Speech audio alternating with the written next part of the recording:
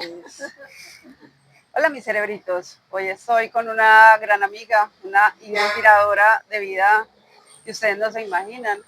Ella se llama Natalia, es la directora de la Fundación Potencialízate y trabaja por la inclusión. Tiene una historia de vida pues un poco dura, pero muy inspiradora. Y eso nos da todas las herramientas para el día de hoy. Nati, bienvenida. Gracias, Mati, por el espacio, por hacer estos espacios para tanta gente. Bueno, Nati, yo quiero que empecemos un poquito como con tu historia de vida, ¿cierto?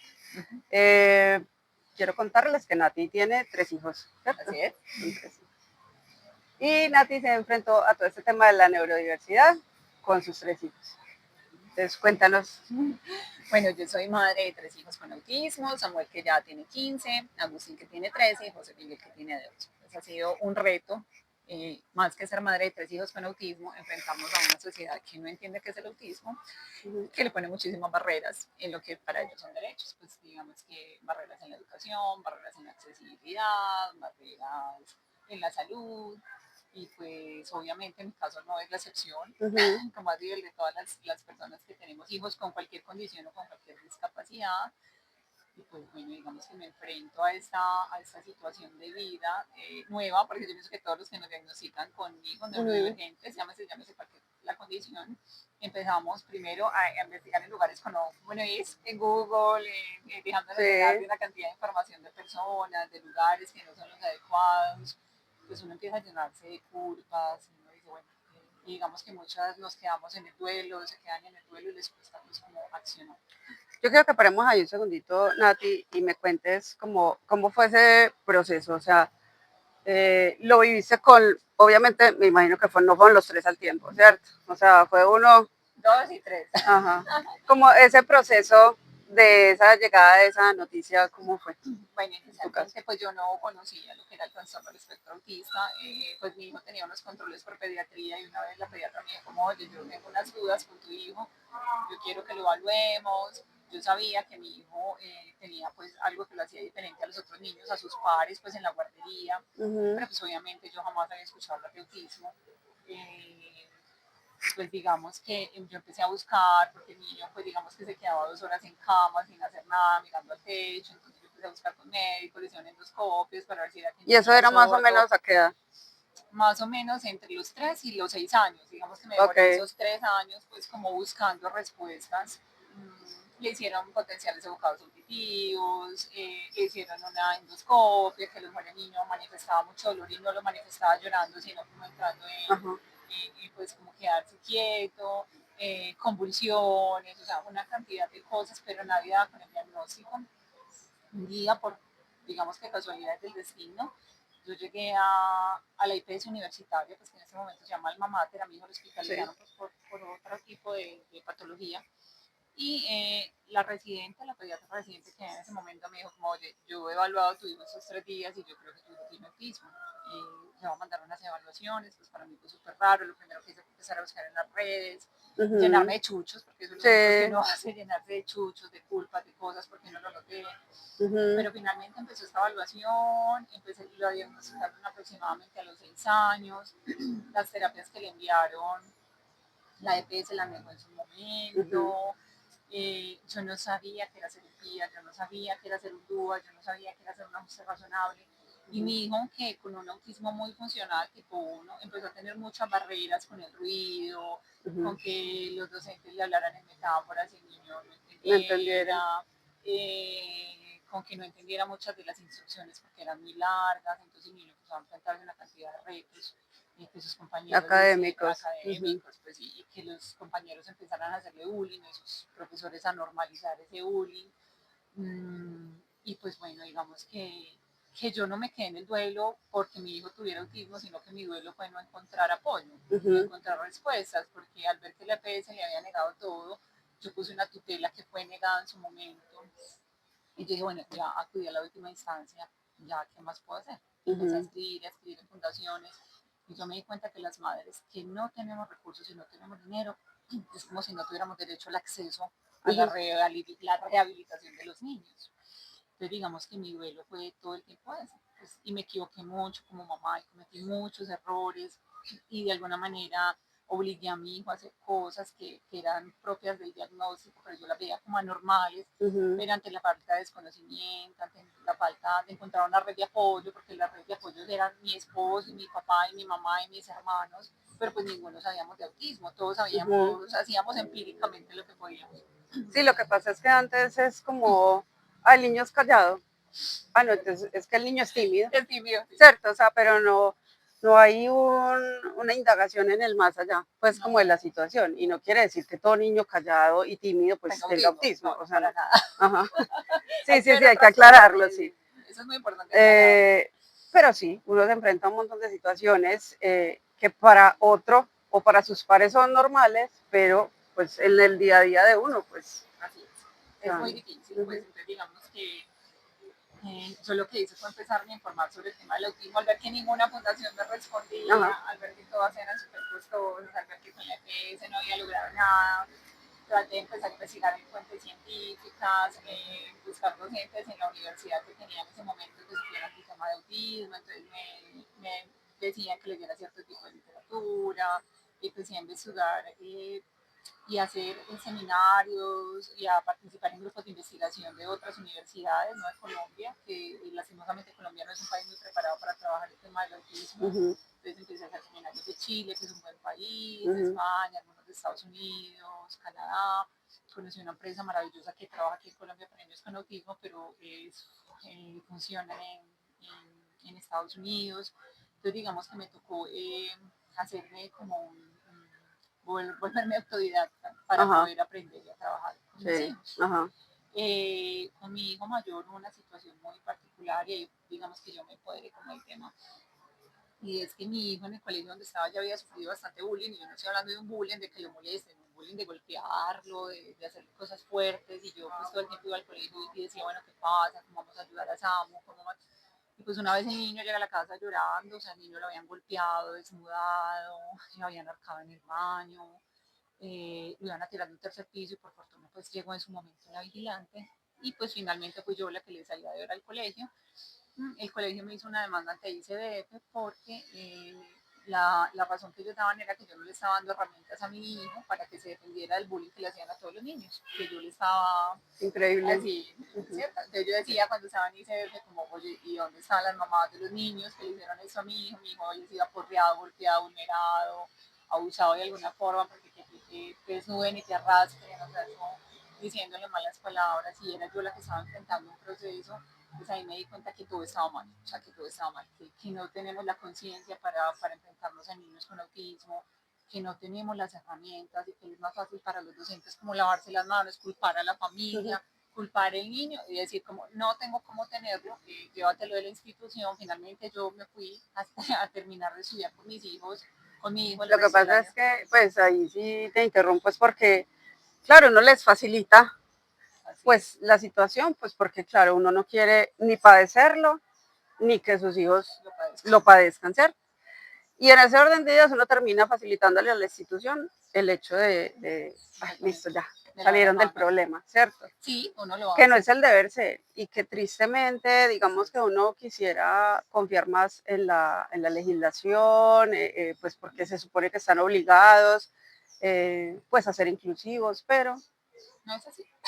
sí, A veces es nos más falta. romántico, a veces es más romántico. Sí, sí, Yo sí. pienso que la queja con la que yo me encuentro con todas las familias es que a veces dicen, es que los colegios públicos, no, o sea, no de los colegios No. públicos, son los colegios privados, los colegios de gente con mucho dinero, es en general todas las instituciones educativas, es en general que la educación no está preparada para trabajar con estos niños, y entiendo que hay casos que se vuelven muy difíciles, y aquí es muy importante hacer un paréntesis, Ujú. porque como mamá nos sesgamos a que nuestros hijos tienen que estar vinculados a la institución educativa, pero también si mi hijo tiene un tipo de autismo 3 realmente, y que necesita otro tipo de ayudas más fuertes, hasta qué punto yo le estoy vulnerando un derecho a mi hijo para que vaya a estudiar, donde no va a entender lo que pasa, donde pues para él va a ser muy difícil el entorno, los estímulos. Entonces hay que tener muy claro también eso, pues como padres que somos, y ser pues como realistas. Ujú. Eh, pues nada, nosotros tuvimos que irnos del lugar donde vivíamos porque pues nuestra casa se quemó. Entonces tuvimos que volver a hacer nuevamente como un desplazamiento de institución educativa, fue muy complejo porque en esa institución educativa nos decían como, bueno, en mitad de año, él viene con un diagnóstico, yo empecé a decirles que me ayudaran a hacer el PIAR, y el PIAR es que llenaron a mi hijo de talleres, entonces para él fue una frustración total. Entonces definitivamente a veces, yo digo, bueno, entonces definitivamente la inclusión, ¿qué es para un docente? Sí. Y lastimosamente ahora la inclusión creen en las instituciones educativas que darle un puesto a un niño en una institución es que eso es inclusión. Sí, No es tenerlo ahí inclusión, sentado no, porque así. eso, la inclusión es lo que yo hago con mi alumno dentro del aula.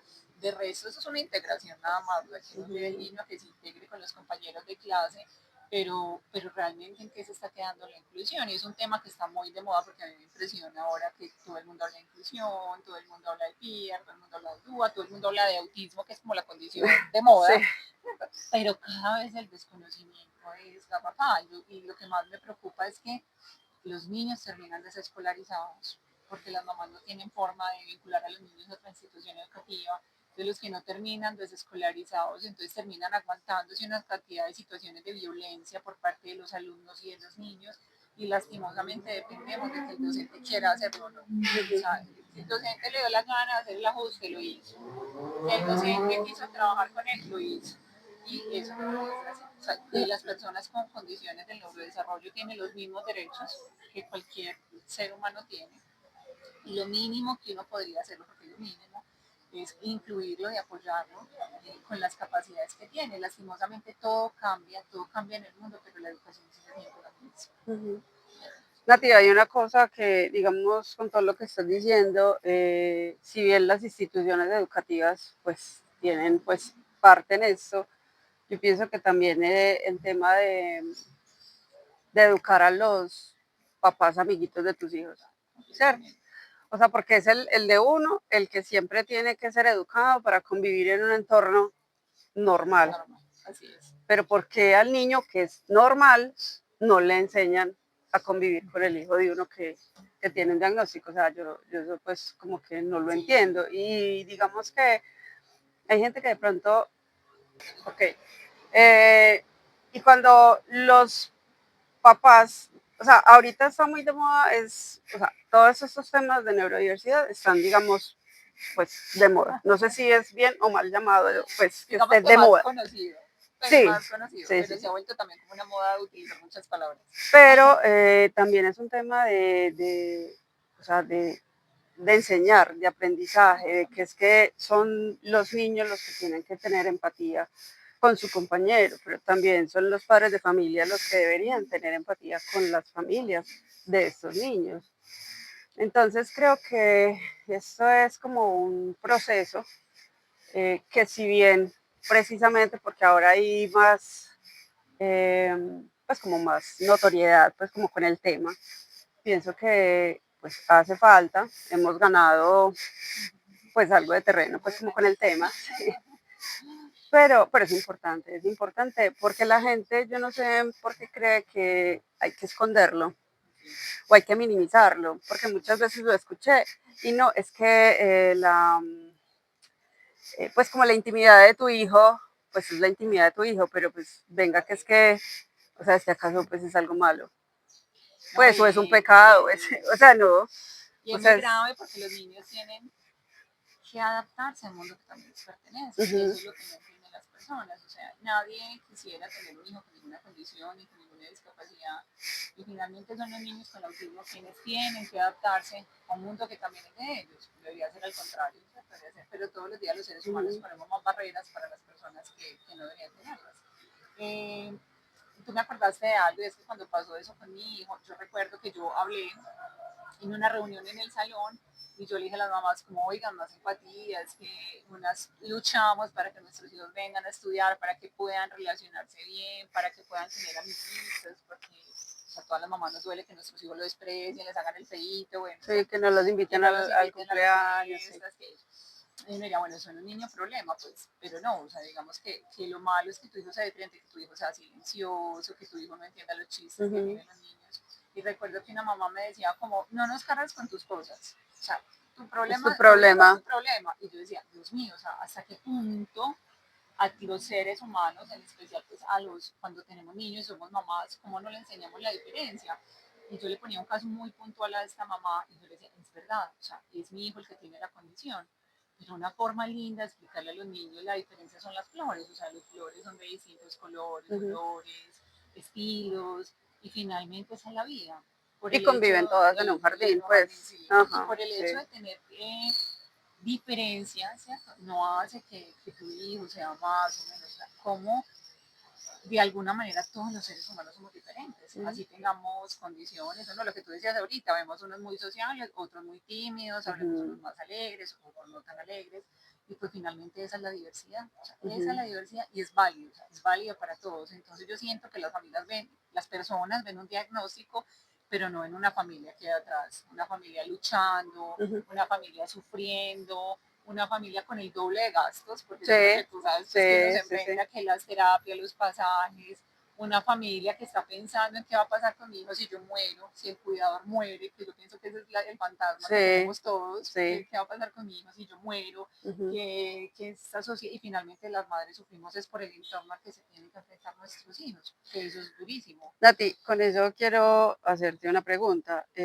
Cuando llegan pues como todos esos diagnósticos de tus hijos y todo eso, ¿qué pasó en tu entorno cercano, digamos tu esposo, pero también en tu entorno familiar? O sea, si tú eso, digamos, lo socializaste con tu familia o simplemente es como el típico caso que más bien me retraigo, me Sí. guardo y evito, pues no sé cómo viviste eso Bueno, en tu digamos caso. que yo he sido muy afortunada. Digamos que cuando a mis hijos los diagnosticaron, pues ahora hablando del caso del mayor, Ujú, pues obviamente yo no sabía a quién acudir, pues mis papás, que me impresiona porque pues ya mis papás, mi papá falleció, pero ya mis padres en su momento eran adultos, mi hermana, mi hermano, que han sido pues como mi red de apoyo más grande, pues diferente a mi esposo, ellos ujú. que han sido pues como mi vínculo, como todos se pusieron a estudiar el tema, mi papá y mi mamá aprendieron a tratar a mis hijos en las crisis, y finalmente eso habla del amor, o sea, como una persona que conecta desde el Ujú. amor puede vincularse con otra,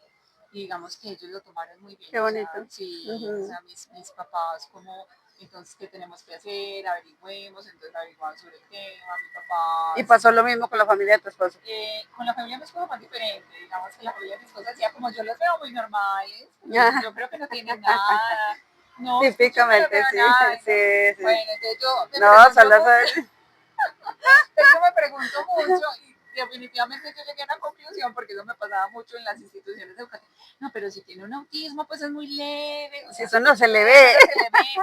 Entonces uno piensa como, bueno, entonces, ¿qué autistada tiene que ser mi hijo Ujú. para que el otro tenga empatía? Y eso habla mucho de la empatía, o sea, cómo el otro minimiza, como para muchas veces poder vulnerar otros derechos, a transgredir otras cosas, o cómo simplemente minimiza, como para hacerte sentir bien, como no, Sí, porque es que si no está tan visible, o sea, igualmente con una discapacidad, ¿cierto? total. Si no está pues ahí presente, o sea, tú como que no le No, eso pasa no pasa, nada. eso no pasa, Es como tan digamos, normal. digamos que el logo de mi fundación es haciendo visible lo invisible, porque finalmente la condición del autismo es una condición completamente invisible, o sea, Ujú, aquí no te falta nada, no andas en muletas, no andas en silla de ruedas, entonces no hay nada que haga sentir empatía al otro, y ujú. digamos que no debería ser así, o sea, uno debería sentir empatía por todos los seres humanos, por la diferencia, por la historia que cargamos de atrás, entonces a mí eso me parece muy particular, porque cuando me dicen como yo los veo tan normales, y yo pienso, y siempre mi pregunta es, ¿y qué tan anormal tiene que ser para que tú le creas? Ajá, Finalmente sí. pues uno no le interesa que nadie le crea, uno lo que le interesa es que las personas entiendan lo que es una condición, no necesariamente el autismo, sea cual sea, Ajá. y que simplemente ayudemos a que las barreras a las que estas personas se enfrentan sean menos todos los días, que esa es como la lucha pues que tenemos las madres y familias que nos volvemos activistas, uno quisiera que los otros hablaran desde el conocimiento y desde la empatía, pero mira que ni así, una vez va a instituciones educativas y uno le dice como venga, yo estoy dispuesta, venga, yo le ayudo a hacer un PR de verdad, no solamente llenar un formato, que eso me preocupa muchísimo porque las instituciones educativas creen que cumplieron por llenar el formato del PR y yo lo cumplí, aquí está. Pues realmente, si aprendió esa persona, o sea, Sienten ¿qué hice que por es esa algo persona hostil. para que se sintiera incluida? Ujú. Finalmente es muy triste que todos hablemos de la diversidad y de la neurodivergencia desde la minusvalía. Y yo aquí quiero hacer así un paréntesis inmenso, y es que nunca he estado de acuerdo, no estoy de acuerdo ni como mamá, ni como profesional, ni como nada, que nosotros veamos a nuestros hijos o a las personas con discapacidad con pesar. O sea, uno no Sí. tendría que tener empatía con nadie por pesar y verlo Ujú. como incapaz. O sea, todos los seres humanos, seamos sordos, ciegos, autistas, con discapacidad, movilidad reducida, todos tenemos un potencial y somos buenos para algo. Entonces, Sí. mirar la persona desde su potencial, desde su habilidad, Ujú. y en eso fallan muchos docentes. Quiero creer que es involuntariamente, porque a veces sí me pasa que tú les das las herramientas y ellos son muy dispuestos y lo hacen, otros que están muy cerrados, pero desde el potencial de este niño, de esta persona, ¿yo qué hago para hacer ese ajuste razonable? Entonces es muy bueno para dibujar, entonces evaluémoslo dibujando, hagámosle preguntas dibujando, que es muy bueno para las matemáticas. Entonces, o sea, cómo nos valemos desde sus potenciales para que realmente él se sienta incluido? Porque a mí me preocupa mucho que a veces los docentes creen que tienen que hacer diferencias grandísimas. Ujú. Les voy a ir con este porque este no aprende así, no. ¿Cómo puedo hacer desde sus conocimientos, desde lo que él es bueno, que se siente incluido en el aula? ¿Qué hago yo como docente, como papá, para que mi hijo incluya a un niño con una discapacidad o con una manera de aprender diferente? Pues el mundo sería muy lindo si fuera así. Sí, estamos, digamos que idealizando un Sí, mundo, sí, pues sí. que ojalá en algún punto, pues pues no sé si nos toque, pero pues por lo menos llegue. Estamos trabajando en ello. Sí, sí, un poquito. Y de hecho yo siempre he pensado que los niños son los que menos barrera tienen hacia el otro. Total. Porque para los niños no hay diferencias entre si el amiguito tiene uno o dos ojos o si es más gritón o más callado. O sea, los niños no tienen ese tipo de barreras. Sí. Somos los adultos los que ponemos esas barreras y los que hacemos que ellos pongan esas barreras, ¿cierto? Así Porque claro, entonces yo empiezo como mamá en casa, ay, no te hagas con ese muchachito porque es que ese muchachito es un es problema, porque inportable. usualmente es el problema. Entonces, no te juntes con él, no hagas esto, y entonces eso, o sea, desde la casa es que estamos Llamado, alimentando ese tipo completamente. pues de rechazo y de maltrato, pues porque es que cómo hacen estas pobres criaturas para lidiar ya con su, Con lo que traen. sí, con su gran mundo, pero tienen que lidiar con un montón de cosas del mundo de los demás. Es verdad. Entonces eso que tú dices es muy importante porque es lo que yo te decía, nosotros no nos enseñan nunca a convivir con la diferencia y a Ujú. entender la diferencia. Lastimosamente los seres humanos, y más cuando vivimos en un país tan aporreado por la violencia, por la pobreza, por tantas realidades que afectan al mundo, a uno se le va volviendo normal el sufrimiento del otro. Entonces el otro está en una silla de ruedas, a ti se te vuelve normal. Él Ujú. verá cómo hace. Entonces tú sientes Ujú. pesar en un momento, ay, Como, ay, como no que está pesa, vivo, pues igual, que sobreviva. sí, No, o sí, sea, sí. cómo se nos va volviendo normal una cantidad de cosas, cómo se nos va volviendo normal la discapacidad, cómo se nos va volviendo normal que el otro no tenga accesos en todo su entorno, cómo se nos va volviendo normal el maltrato, cómo se nos va volviendo normal el bullying, cómo se nos va volviendo normal que los niños tengan que estar desescolarizados. A mí me parece muy particular porque alguna vez escuché una mamá que me decía, como, para eso hay escuelas para esos niños. Y yo le decía, ¿y cuáles niños, mamá? Ujú. ¿A qué niños te refieres? Como niños con esos problemas. ¿Cuáles problemas, mamá? O sea, yo lo que le quería hacer entender a esta mamá es que muchos de los problemas que tienen nuestros hijos y muchos de los problemas que tienen todo tipo de personas son problemas que nosotros mismos hemos. Pues, o sea, si aquí viene una persona en este momento pues esto es una rampa, yo le pongo escalas y es una persona de movilidad reducida, pues finalmente el problema no es de él, el problema es que no hay forma para que él pase. Ajá. Entonces, yo siento que la vida de un niño, de un adulto con autismo se resume en eso. Y hay unos índices, hay unos estudios que hablan ahora que los adolescentes con autismo tienen depresiones muy severas, tienen tendencia al suicidio, Ujú. porque han tenido que camuflar y guardar una cantidad de cosas para poder encajar, para poder que otros lo acepten. Como es de difícil que así hagan una vida universitaria, una carrera, como es difícil llegar a la empleabilidad, o sea, como es Mira difícil. que ahora que hablas de ese enmascaramiento, yo, o sea, yo, la verdad, pues, yo lo escuchaba, yo lo leía, ¿cierto? Pero digamos que yo no lo percibía hasta que, pues, mi hijo era, pues, o sea, mi niño es un niño que ya tiene 13 años, va para 14 y llegaba de su colegio, pero siempre era como, o sea, él llegaba a la casa, pero llegaba como más irascible, ¿cierto? Pero yo decía, pues, bueno, ese es él, ¿cierto? Pues para mí era como, así es el niño. resulta que yo lo saqué de donde estaba y siento yo que ese enmascaramiento que él tenía que hacer tanto en ese otro lugar por tener que encajar y tener que pertenecer a donde realmente no pertenecía, que lo hacía como, o sea, claro, el agotamiento, llegaba a la casa y quería como tragarse al mundo, o sea, no toleraba absolutamente nada. Y llega y cambiamos pues su dinámica y su colegio y pues como su entorno y todo ese asunto, y es otro niño. Y que vieras que, o sea, y yo te lo puedo decir como mamá, y pues me van a decir, ay, sí, pues es la mamá, ¿cierto? Claro. Pero, o sea, todo el que lo conoce de antes y de ahora, o sea, ven el cambio en el niño, o sea, es impresionante. Entonces ahí fue cuando realmente entendí lo que el enmascaramiento era, ¿cierto?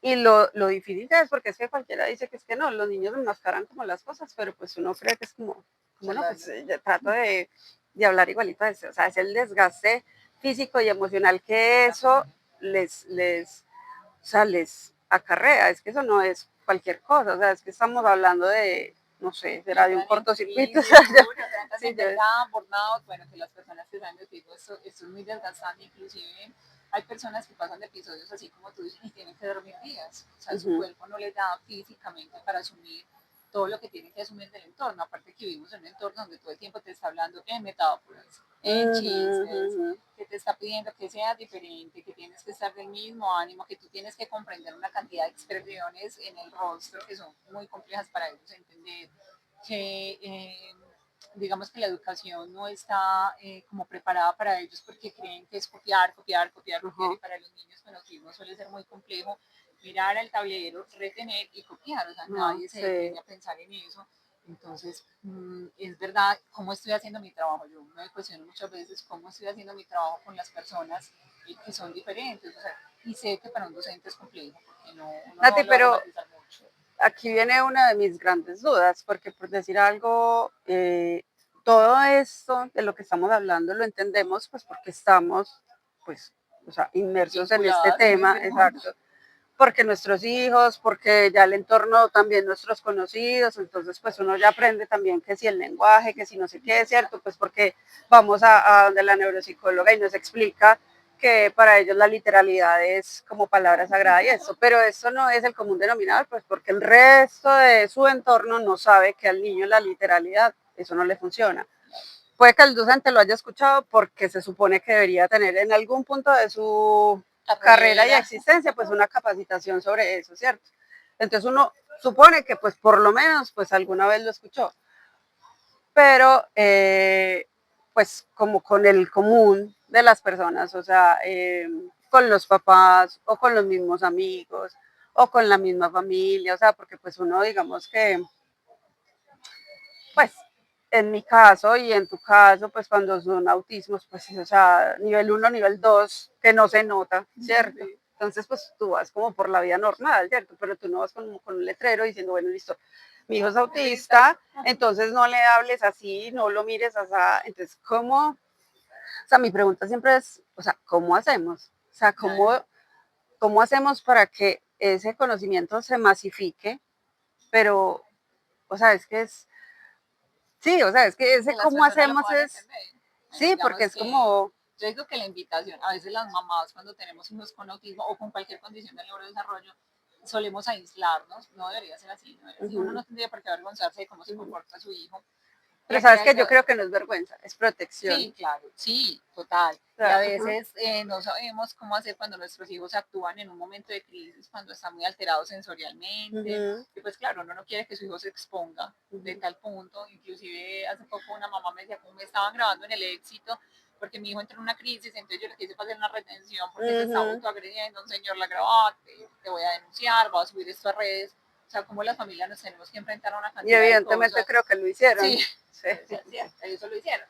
Pero digamos que a lo que estamos llamados todas las personas que tenemos hijos con autismo, y eso es un llamado que yo le quiero hacer a las mamás, a las personas que son red de apoyo, a los cuidadores, a los abuelitos, a los docentes que se quieren vincular en este proceso, es que finalmente todos tenemos que hacer una réplica de voz a voz en donde estemos. Yo lo que hago es que en mi trabajo, al señor del Didi, que me ha tocado muchas veces, pues como explicarle a mi hijo, vamos a hacer un viaje muy largo, porfa, montate, entonces como le explico el señor del Didi, finalmente yo digo, no, pues en la universidad a mis compañeros, a los compañeros de trabajo, o sea, ¿cómo puedo ser un replicador en mi Ujú. entorno, en lo que hago, un voz a voz de lo que es el autismo, de las diferencias que tienen crisis sensoriales, que no es que quieran hacer pataletas, que cada uno es diferente, o sea, yo siento que la misión que tenemos todas las personas desde nuestro rol, de Ujú. abuelos, inclusive mis papás, me parecía muy particular porque mi papá llegó a contarle a sus hermanos, es que mis nietos tienen autismo, entonces en muchos momentos se pueden tapar los oídos y moverse, no es que esté pasando algo malo, se está autorregulando, o sea, mi papá se aprendió el Sí, el lenguaje, mi mamá lenguaje. también,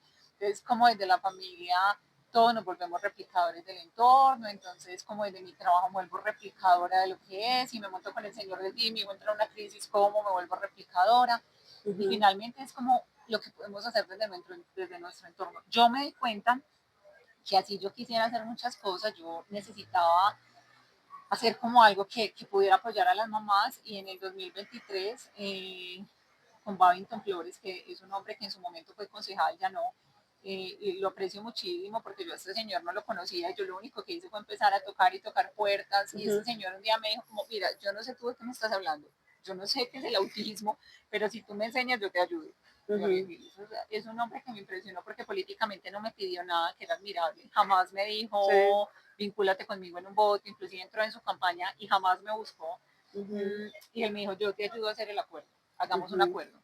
Este hombre yo siento que fue un ángel que Dios me puso en el camino, yo tocando tantas puertas y luchando, y él me dispuso su equipo de trabajo y logramos redactar un acuerdo municipal que es el acuerdo 098-2023, donde habla de la importancia de hacer una atención integral desde la infancia hasta la vida adulta para las personas con autismo. Y no solo integral, una atención individual, porque Ok, resulta que lo que le sí. funciona a este chico con autismo no le funciona a este. Ujú. Entonces, cómo es importante mirar desde la individualidad de cada niño para hacer un buen trabajo. Y luego, gracias también a él, logramos llegar al Senado y actualmente se está cursando un proyecto de ley que ya ha pasado dos comisiones y estamos a la espera porque la idea es que a nivel nacional las familias tengan cómo cómo respaldar médicamente, en educación, que las familias tengan un proyecto de ley que los avale. Y bueno, digamos que esa es la lucha. Si Ujú. yo pude, todas pueden hacer desde sus colegios, desde sus entornos. Yo no soy alguien importante, o sea, yo no soy sino una mamá Empoderada. empoderada y que me cansé de que a mis hijos les hicieran injusticias, que me cansé de luchar contra el sistema, que me cansé de luchar contra las instituciones educativas, que me cansé de luchar contra la salud. Y hay algo muy importante, Marta, que no hemos hablado, y es que ¿quién cuida al cuidador? Yo Ujú. pienso que a ti te ha pasado Sí, y uno completamente. hay días que dice, Dios mío, o sea, ¿hasta cuándo va a ser mi lucha? O sea, no es Ujú. solamente la persona con autismo, sino su papá, su mamá, y que de alguna Ujú. manera todo el mundo gira en torno a eso. Ujú. Y no gira en torno al niño como tal, gira en torno a lo que pasa del niño, o sea, a sus barreras, a las injusticias que les hacen, y pues nadie, es un tema que nadie toca. Claro, lo que pasa es que uno como padre de familia, y pues muchas veces los niños inclusive son hasta inocentes, pues como Sí, lo que pasa. de lo que pasa, ¿cierto? Y siguen siendo niños y no ven ese rechazo, ¿cierto? Ese Total. rechazo lo ve uno, pues porque uno ya es el adulto, uno es el que está como en ese día a día y uno dice como que, o sea, uno es el que alcanza a percibir, ah, no lo están invitando por eso, Total. o lo tratan de esta forma por eso, ¿cierto? Uno lo percibe, ellos de pronto en su consciente no lo tienen tan claro, aunque su subconsciente seguramente Claro que sí. Ellos se lo chupa recuerdan. todas esas cosas, pero o sea, yo realmente pienso que es súper importante que o sea, que esa conciencia, o sea, la trabajemos y la trabajemos y la trabajemos en todos los entornos, porque es que yo, o sea, yo tengo como filosofía de vida tratar de hablarles a ellos lo más claro posible. Claro, total. O sea, porque hay gente que les oculta, pues, No, como las cosas. realmente yo nunca le he ocultado a mis hijos el diagnóstico que Uh tienen y -huh. siempre les he dicho que no tengan vergüenza de Sí. manifestarlo ni de decirlo, porque finalmente hay algo que tenemos que entender y es que aunque nuestros hijos tengan autismo, eso no es lo que los define. Uh -huh. Finalmente ellos son un sujeto con muchas fortalezas, con debilidades, con errores como lo somos todos los seres humanos y el autismo solamente es un pedacito de algo que los caracteriza y eso es lo que yo le he querido transmitir a mis hijos porque, Marta, las mamás tenemos un error muy grande y es que como vemos con tanta minusvalía, opacamos los niños, los llenamos de inseguridades. Y si seguimos el ciclo de la vida, tú y yo nos vamos a morir. Pues si seguimos el ciclo de la vida, porque no sabemos qué va a pasar, pero si seguimos el ciclo de la vida, el cuidador va a fallecer.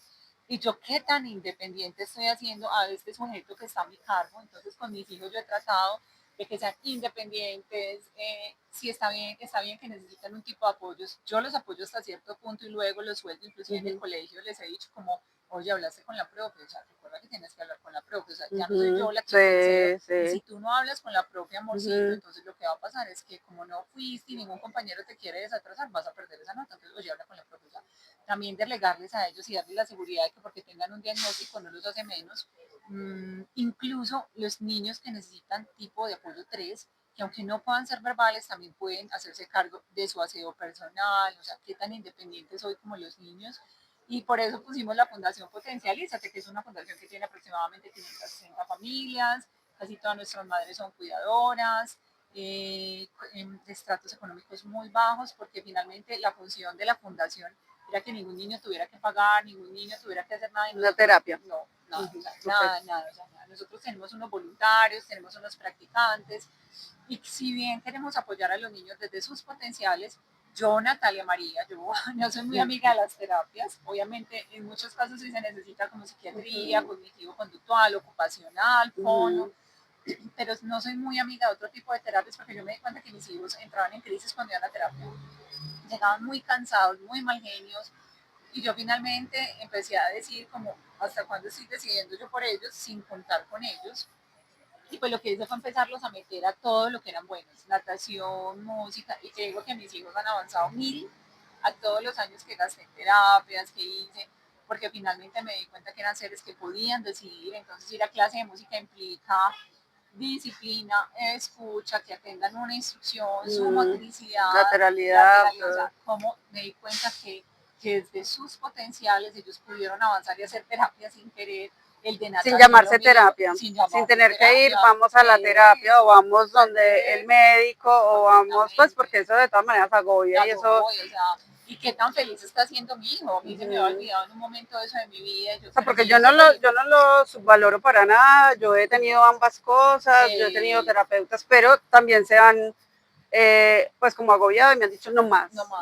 Y ahí es cuando yo llego y como que listo, hago lo que hiciste tú, o sea, entonces bueno, vamos a caballos, vamos a eso, vamos a otro tipo de cosas.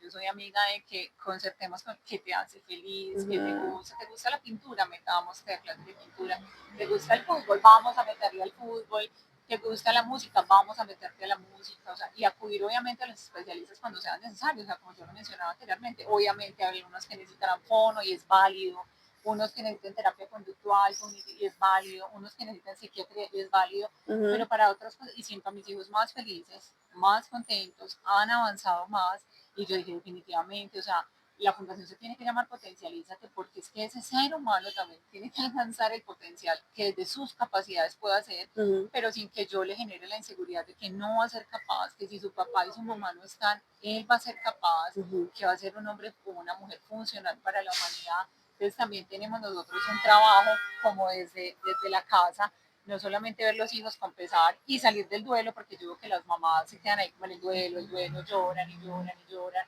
y entonces ¿qué va a pasar? No, entonces es como, bueno, está válido llorar, el sentirse frustrado, con rabia, pero hay que despertar y empezar a generar. Sí, hay que hacer el duelo, pero sí. Pero ya en un momento preguntarme, bueno, ¿qué voy a hacer yo con la vida que tengo a cargo? El tiempo va pasando, y también aparte de hacerme cargo de todo lo que para mi hijo es importante que sea funcional, también cómo me voy a hacer cargo yo, porque a veces las mamás entramos en un colapso y a mí me pasaba muchas veces, yo llegaba igual de cansada que ellos de las terapias.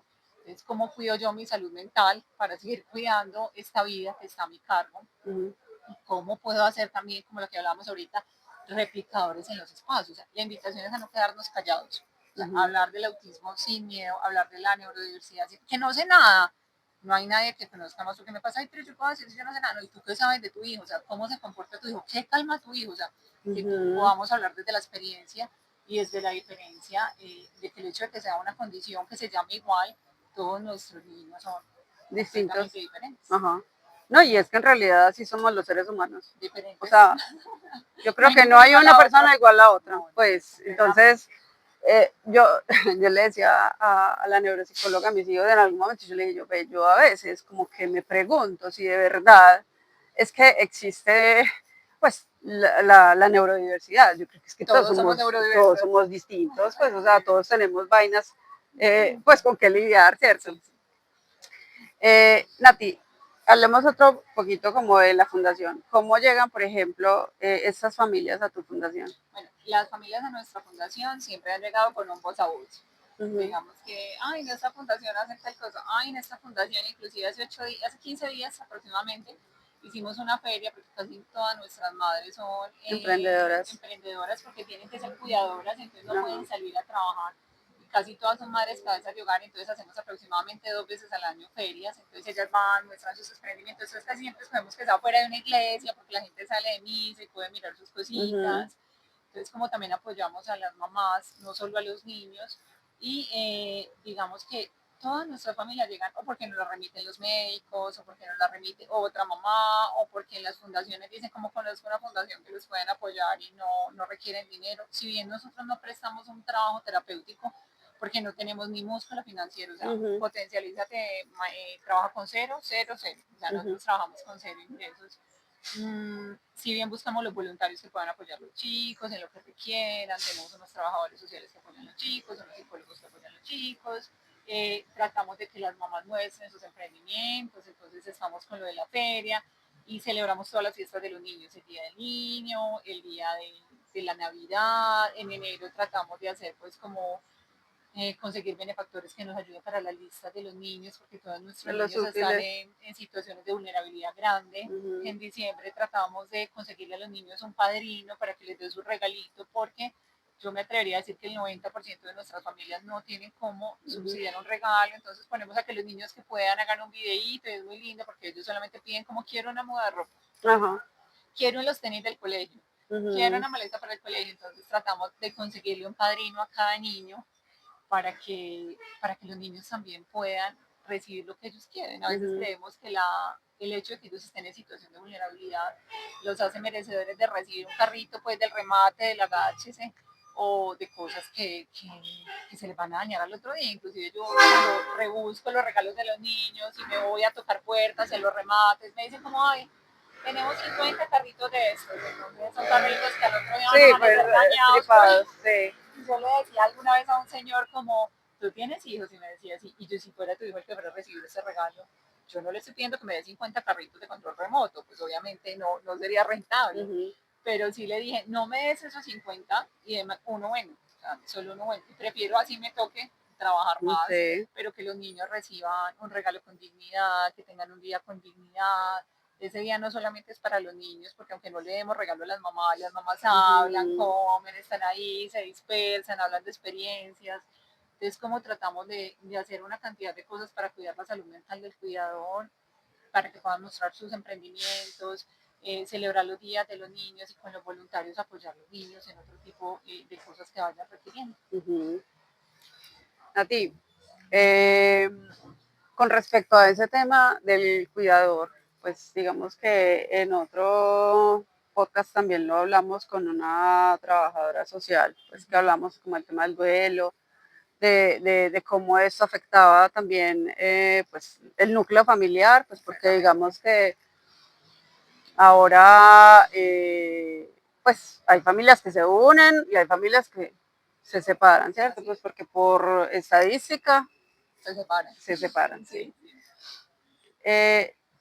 ¿Cómo hacer, pues, como para que estas familias, o sea, tengan acceso como a ese tipo de apoyos? Pues porque digamos que en un nivel socioeconómico distinto, pues, o no sé, 4, 5, 6, o sea, digamos que ahora ya entraron un poco más, cuando tú tienes una EPS, pues ya las EPS también, digamos que apoyan con las terapias, apoyan con profesionales, pues con todas las dificultades que pueda tener una EPS, pero por lo menos eso ya está ahí. Sí. Ya por lo menos entra también en ese tema con los psicólogos, o sea, ya la salud mental, digamos que está teniendo relevancia y todo este tema, pero ¿qué hacemos? O sea, ¿o qué se puede esperar de una familia que no tiene acceso, que no tiene los recursos, que obviamente si tú sopesas como ambas situaciones es o cómo o busco un profesional, o si mi hijo entonces está, no sé, en una crisis o lo que sea, o necesito tal profesional, entonces, o sea, ¿Qué hacer? ¿qué hago? O sea, ¿qué camino cojo? ¿Cierto? O sea, me parece que hay familias que tienen mucha vulnerabilidad en este tema, ¿cierto? Completamente. Bueno, eso es muy importante lo que tú dices. Pues si bien yo pienso que es el 90% de los casos de nuestra fundación, pues quienes nos escuchen, pues en redes nos pueden seguir como F-abajo, potencialízate. Nosotros Ahora la ponemos en el... podemos remitirlos como algún profesional que nos apoye, algunos voluntarios que tenemos, pero también la invitación es que se acerquen a las universidades que tienen cerca, que no les dé miedo acercarse. Muchos de ellos tienen practicantes que son buenos porque van dirigidos así, pues con un profesional, y los que vienen en Medellín de la unidad de Ser Capaz, que se puedan vincular a Ser Capaz, a la unidad de discapacidad, que tienen muchísimos apoyos de este tipo, y buscar como la Secretaría de Discapacidad de los municipios. La Secretaría de Discapacidad de los municipios casi siempre tiene un grupo social, psicólogos, trabajadores sociales, para apoyar a este tipo de familias. Y si no es este el caso, que puedan buscar universidades que tengan la Uniminuto, los que vienen en Bello, Tecnológico de Antioquia, los que vienen en Robledo, Copacabana, Itagüí, la Universidad de Ideas, Universidad de Antioquia, o sea, que busquen las universidades donde pueden vincularse con carreras sociales y buscar ayuda. Y Medellín tiene la línea dorada, o sea, si nos sentamos pues como muy ofuscados, muy desesperados, pero no se queden callados, o sea, busquen redes de apoyo, busquen las universidades, busquen los municipios, busquen fundaciones que les puedan prestar este tipo de apoyo. Ahorita Marta les pone pues como el enlace de la fundación y ahí que los podamos pues como apoyar. Inclusive nosotros atendemos algún tipo de población que es rural, muy lejísimos, entonces lo que hacemos es buscar la forma de que los atiendan de manera virtual. La idea es que los niños y las familias no se queden sin acceso. Nati, por ejemplo, ahora que pasamos como por todo el sistema educativo, pues y ahora que estamos pues en tu entorno laboral, que es una universidad, yo siempre escuché a alguien decir como, porque, o sea, si hacemos ajustes, ¿hasta cuándo vamos a hacer ajustes? Pues porque, o sea, cuando ya salgan a una vida, a un entorno, pues universitario y demás, o sea, eso no va a ser viable, ¿cierto? Pero ya después, pues como con el tiempo y el aprendizaje, pues supe que sí, o sea, seguíamos con ajustes, o sea, si tenemos ajustes en el colegio, pues tenemos ajustes en la universidad. Completamente. La ley ¿Cómo ampara, funciona?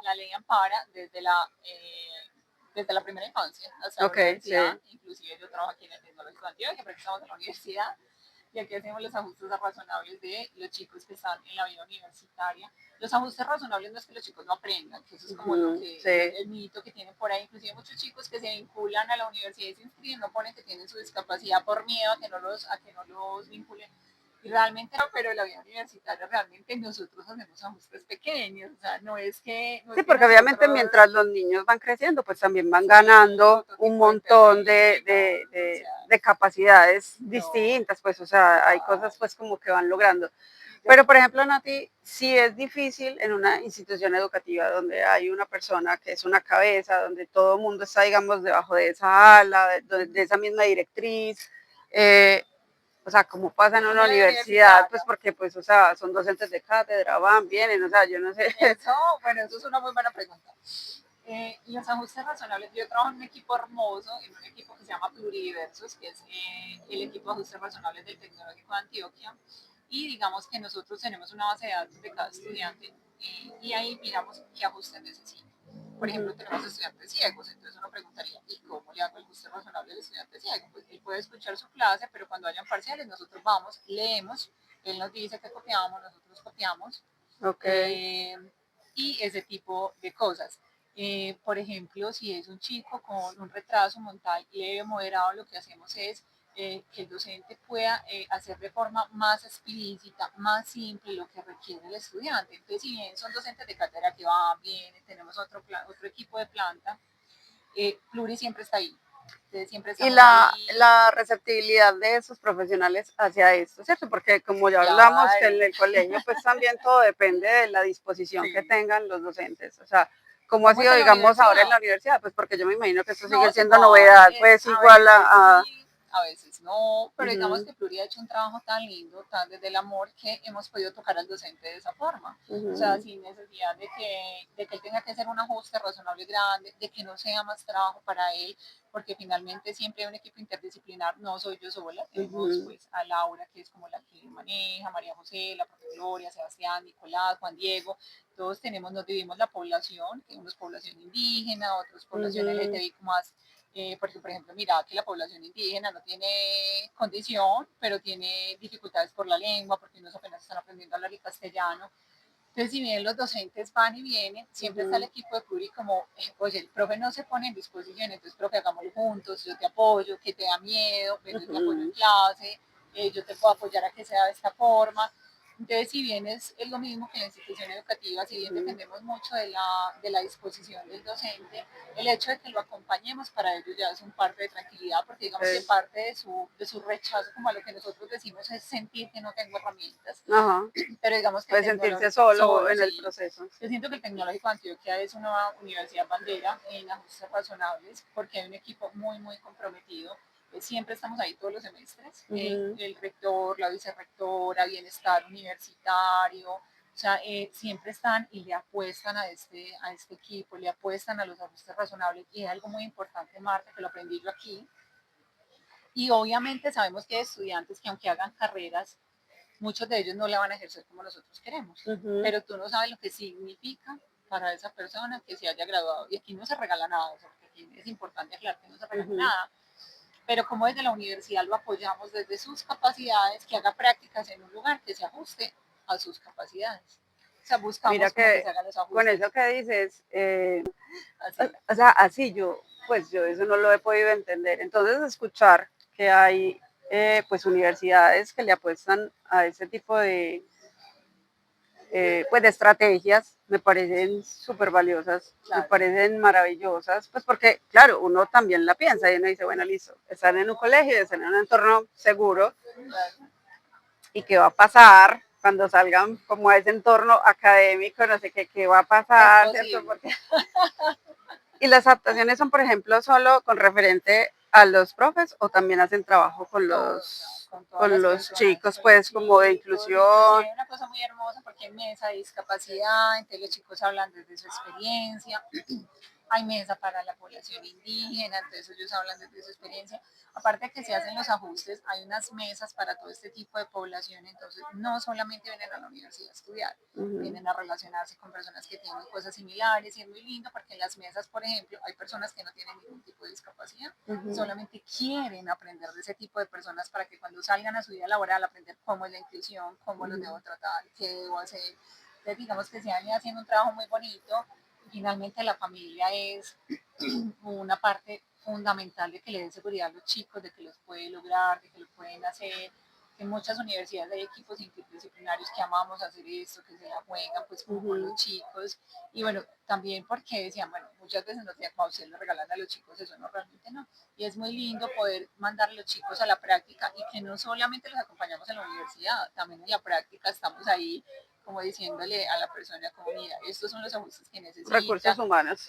somos los recursos humanos, entonces como también se vinculan desde las empresas a eso. Uh -huh. Ay, no, ay, eso yo no sabía, listo, yo le pongo en este tipo de ajuste. Ay, eso, o sea, ¿cómo es posible también la vida laboral haciendo ajustes? Y pues si bien no va a haber una persona que lo acompañe en la práctica, ellos Sí. van adquiriendo herramientas y van aprendiendo cierto tipo de cosas y van sintiéndose muy seguros, en uno lo remuneran, entonces ellos sentir pues que esa remuneración Uh está ahí, que -huh. están aprendiendo, que están siendo capaces de llevar una vida laboral, uno se demoran más años, pero digamos que es posible, o sea, Uh es -huh. posible, es más a veces lo que nosotros nos metemos en la cabeza como que no se puede y nos llenamos de miedos y generamos muchas inseguridades frente a los niños, niñas y adolescentes, pero finalmente pues digamos que ser capaces, o sea, sí, sí lo pueden hacer. Nati, mira que digamos que